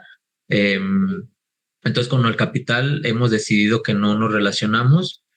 Y bueno, ya para no extenderme más, con el tema de la academia, pues yo creo que, bueno, fuimos ejemplificando bastante cómo lo hemos ido trabajando ahora, pero que también ha variado, ¿no? O sea, no es lo mismo cómo nos relacionábamos hace 15 años en donde pedíamos de favor que nos dieran datos, que nos hicieran una investigación, etcétera, a decir, ahora que se nos acercan los tesistas de licenciatura, maestría y doctorado, decir, lo que necesitamos es esto. Las metodologías que se tendrían que utilizar de preferencia son estas, ¿no? A la población o el territorio que queremos que se investigue es y en estas condiciones. O sea, hemos pasado, digamos, ya a otra forma de relacionarnos y con investigadoras e investigadores como Cindy, como Mina, pues es cómo vamos colaborando y cómo vamos co-construyendo y coproduciendo el conocimiento, ¿no? Yo creo que hay distintos ámbitos de relación, ¿no?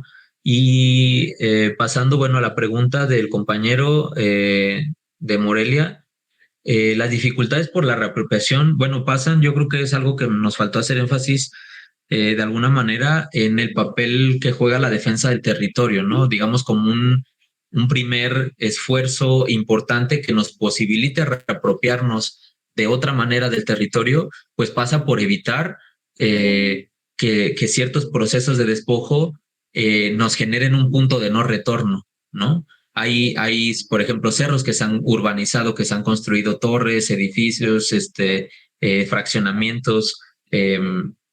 Hay zonas donde ha crecido la industria, en donde ya no se ha podido, no parece no ser posible la recuperación, la restauración.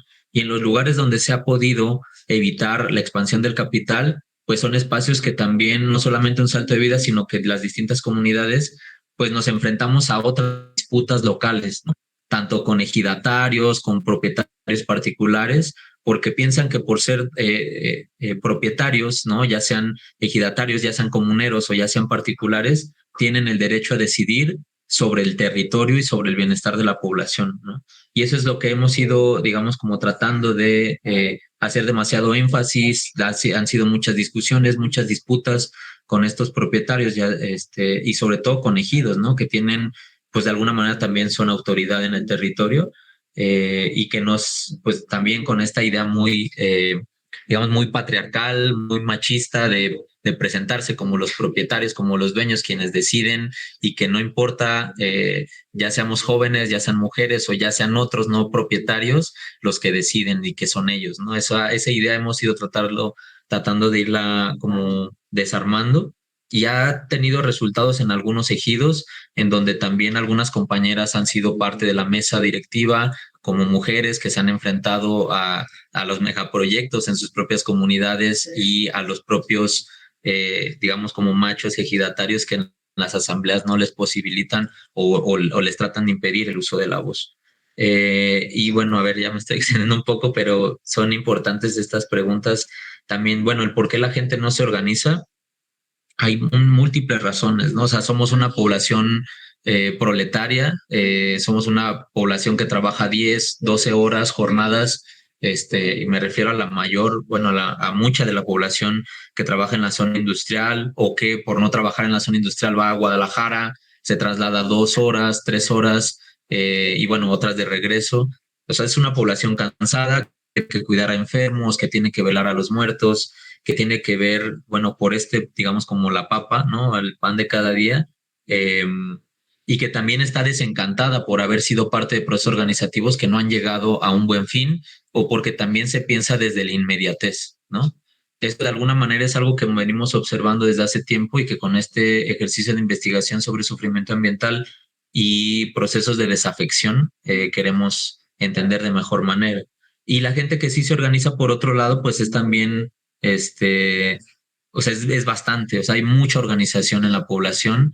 Desgraciadamente también hay un desgaste en estos procesos por apostar a los diálogos y a las negociaciones con el Estado a sus distintos niveles y eso pues va mermando, ¿no? La fuerza de la población y son pocas algunas personas y por eso es que hablamos de grupos comunitarios de base y no necesariamente de pueblos enteros, pero hay momentos en donde pueblos enteros se movilizan, se organizan, protestan, bloquean las carreteras, etcétera, por agua, por salud, etcétera. Entonces, bueno, no sé, hay que seguir profundizando en estas preguntas. Y gracias.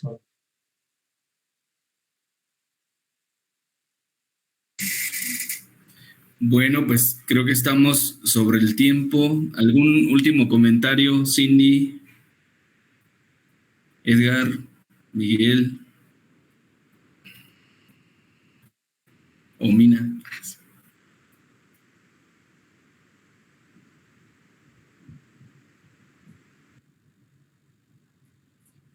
Bueno, sí, a lo mejor incluso pedirle a Mina que expande sobre este tema de la encuesta que están aplicando y cómo están tratando de entender bueno, Alan también, las diferentes formas en que se vive el sufrimiento ambiental y el interés o no en participar en los procesos organizativos que creo que van a llegar a hallazgos muy importantes para entender la dinámica en la cuenca. Y bueno, entender las realidades diversas que se viven en este tipo de espacio de zona de sacrificio.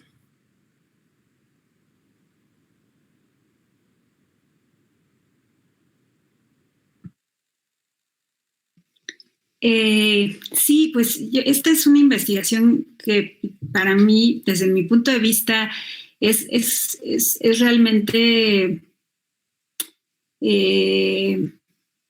audaz en términos del conjunto también de revisiones y de investigaciones que hemos hecho sobre el tema, ¿no? Una clave principal de la que que retomamos para un poco ir organizando, ¿no? el proceso de investigación sobre la base de ciertas intuiciones y de ciertas hipótesis que han sido cruciales, que es justo el propio conocimiento que un salto de vida tiene de este territorio y de su propia experiencia de sufrimiento en este lugar, no como una experiencia ajena, ¿no? Que se mira externamente, sino de la que ellos mismos y ellas mismas son parte, bueno, ha sido crucial para poderla poner en diálogo con algunas investigaciones y algunas claves, como es esta del sufrimiento ambiental, principalmente de un libro que se hace a partir de una investigación antropológica en Argentina, en Villa Inflamable, a través de la cual logran pensar a través de, con la pregunta, este par de investigadores, la pregunta de cómo es que las poblaciones viven en estos lugares, cuáles son sus experiencias, ¿no?, de sufrimiento, pero sobre la base de que no hay procesos organizativos, ¿no?, activos, explícitos, ¿no?, y se quieren preguntar por ello. Entonces, esa es como una intuición y una preocupación que Un Salto de Vida tenía desde el principio, como ya decía Alan, de poder conocer mucho más la experiencia de sufrimiento, de malestar de las poblaciones y entender cuál es su percepción también del riesgo, de la contaminación, del daño, porque lo que no queríamos que sucediera es que imponer una verdad, ¿no? Imponer una hipótesis de una explicación que se da para poder explicar este proceso, ¿no? Entonces, a partir de una serie de preguntas que hemos ido así como cambiando, ¿no?, repensando, primero con grupos focales, después con unas entrevistas a profundidad y ahora ya con el instrumento de la encuesta, lo que creo que estamos tratando de pensar, ¿no?, porque no ha sido fácil como llegar a las preguntas que logren como apuntalar ese foco de atención sobre el cual queremos intervenir, pero una de ellas pues tiene que ver cómo las personas viven, ¿no?, el riesgo, ¿no?, viven la afectación, viven su territorio. Hicimos, por ejemplo, dentro de la fase de entrevistas una serie de mapeos corporales que iban articulando con su propia proyección y mapeo del territorio. Entonces eso era muy interesante porque era escuchar a las personas ubicando cuáles eran sus lugares seguros, cuáles eran los lugares que les daba bienestar o cuáles eran los lugares que les producían algún tipo de riesgo, de amenaza, ¿no? Y a partir de ahí entender cuál era esa percepción desde un lugar muy ambivalente, ¿no? Que creo que esa es una de las conclusiones, al menos parciales, que tenemos hasta ahora, la importancia de ver los grises en estas experiencias, ¿no? No es que las personas que viven en este territorio están totalmente desafectadas o desconectadas de su territorio, no, hay una como ambivalencia, ¿no? Hay sensaciones de mucho riesgo, de desafección, ¿no? De no sentirse parte, de no querer estar ahí, pero a la vez eso se combina también con profundos sentimientos de arraigo, de pertenencia, ¿no? De un deseo también por seguir en el territorio. Entonces, como en esas combinaciones y en esas mezclas, ¿no?, de tonalidades, ¿no?, así muy, muy entremezcladas, vamos reconociendo que no hay una subjetividad pasiva, ¿no? Que si bien hay una serie de dispositivos que históricamente se han impuesto sobre las poblaciones para desactivar, ¿no?, el malestar, para desactivar una posible reacción colectiva, ¿no?, de ese malestar, y eso es algo fundamental para tomar en cuenta porque el Estado mexicano en eso ha sido muy audaz, ¿no? Como dice Javier Aullero en otros trabajos que hizo después de Villa Inflamable, es cómo a través de esos dispositivos el Estado ha tenido capacidad de volver pacientes a las víctimas, ¿no? Bueno, ubicarlas en el lugar de víctimas y hacerlos pacientes, ¿no?, de una solución que nunca termina de llegar. Entonces, ¿cómo en medio de esos dispositivos alcanzamos a ver esos procesos que decíamos de reexistencia, donde no es que hay subjetividades plenamente disciplinadas o desactivadas, sino hay esa mezcla, ¿no?, de procesos muy aplastados también, ¿no?, de como decía Alan, de mucho desencanto, pero también hay inconformidad. Y también la encuesta está siendo un canal para poder expresar eso que difícilmente encuentra un canal de expresión y de elaboración, ¿no? Y eso es algo que también nos parece muy rico en términos de la necesidad también de poder sacar la voz y de tener ese espacio de elaboración un poquito más colectivo de la experiencia que se tiene. Entonces, más o menos, bueno, por ahí, Cindy, son como muchas cosas y estamos metidísimos en el proceso como todavía de lo que está implicando, entonces, ¿no? Tenemos todavía como así los resultados ya sistematizados, más bien estamos en la etapa, como decía Alan, de implementación de la encuesta, entonces es muy duro, o sea, también lo que las personas que están encuestando escuchan y luego nos transmiten a las que vivimos lejos o fuera, es mucho también, ¿no? El dolor y el proceso de daño, ¿no? De afectación, de afección, ¿no? De este territorio que se siente, por un lado, parte de la vida de las personas, pero a la vez es un territorio que se vive como amenaza también, ¿no?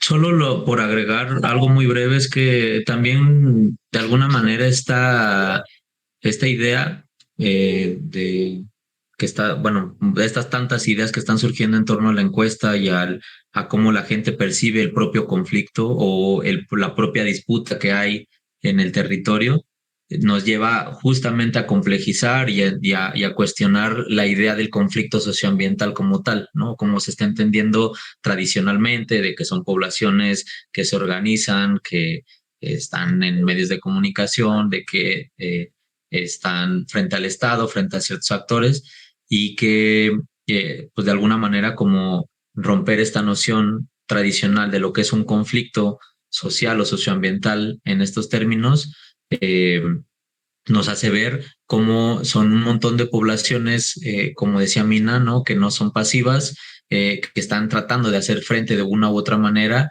y que también hay una disputa no solamente del territorio, sino que hay una disputa de sentidos y disputas simbólicas que se dan en el día a día, a partir de las nociones de afectación que va construyendo la propia población.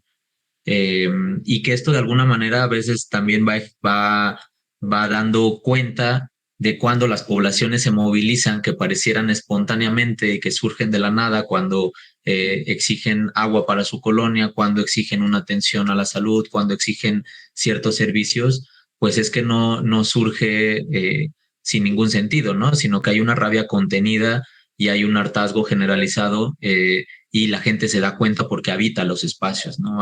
Claro que hay una distinción importante entre los avecindados que tienen viviendo meses, pocos años, a las poblaciones que ya tendrán, bueno, pues todas sus generaciones, o los fraccionamientos iniciales que hace 15 años empezaron a construirse, pues ya van entendiendo la dinámica del territorio de alguna manera, ¿no? Entonces, creo que nos va a ayudar bastante en seguir repensando esta idea de lo que es y lo que implica un conflicto socioambiental, o lo que estamos nombrando nosotros como una disputa territorial, en su complejidad, para tenerlo, para que sea posible no solamente pensarlo del despojo, no solamente desde la organización, sino pues en toda esta multiplicidad de sujetos que habitan el territorio.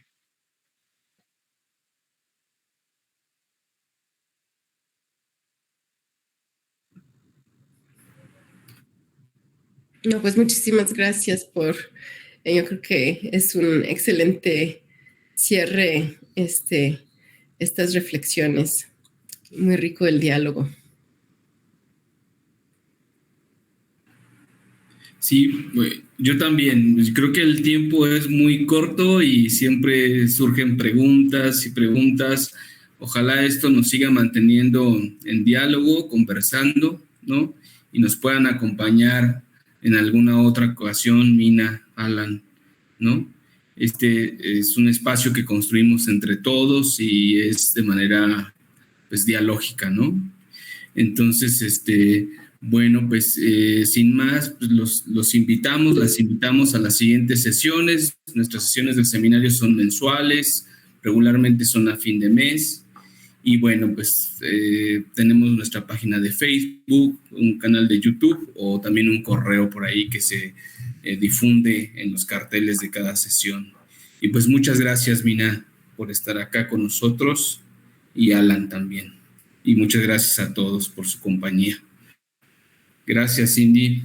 Gracias. Muchas gracias a ustedes. Gracias. Cuídense mucho. Hasta luego. Hasta luego.